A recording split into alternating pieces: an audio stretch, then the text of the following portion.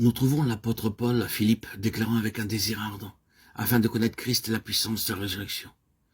Au fil des années, Dieu avait puissamment agi au travers de son ministère, qui avait été marqué par l'accomplissement de nombreux miracles. Pourtant, le voilà qui déclarait dans son vieil âge, « Je regardais toutes choses comme une perte afin de connaître Christ et la puissance de sa résurrection, qui est la plus grande puissance accessible aux croyants. » Beaucoup d'entre eux échafaudent inlassablement des projets, des desseins pendant de nombreuses années, cherchant à obtenir la puissance dans leur vie. Ils affrontent de nombreux échecs au cours de leur existence et restent pourtant stériles dans leur vie spirituelle. Ils essayent alors de trouver un moyen de dominer leurs tentations. Ils s'imaginent que ce sont des visions ou certaines expériences qui leur permettront de parvenir à la puissance. Tout cela n'empêche pas qu'ils restent faibles, car ils ne se rendent pas compte que la puissance de résurrection est à leur disposition.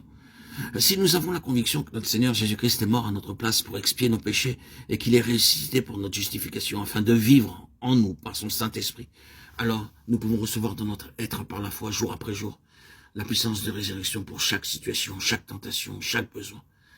Pour que nous accédions à une telle foi, le Seigneur nous fait traverser beaucoup de situations et d'épreuves pénibles. Nous trouvons cette pensée dans 1 Pierre 1,7 où l'apôtre établit un parallèle avec l'affinage de l'or au moyen du feu.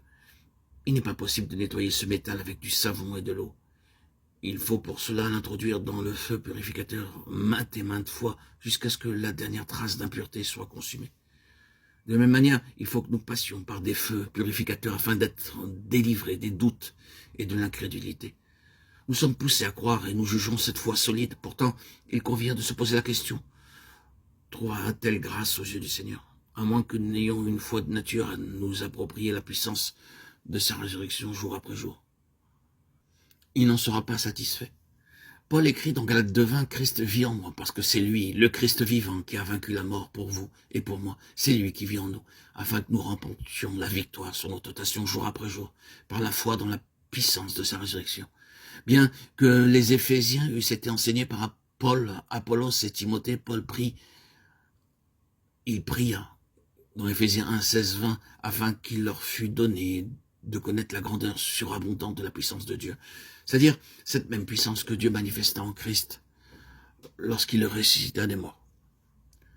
Qu'est-ce qui l'a amené à prier dans cette manière? Dans Éphésiens 1:3, il s'exclame « Béni soit Dieu le Père de notre Seigneur Jésus-Christ, qui nous a bénis de toutes sortes de bénédictions spirituelles dans les lieux célestes en Christ. »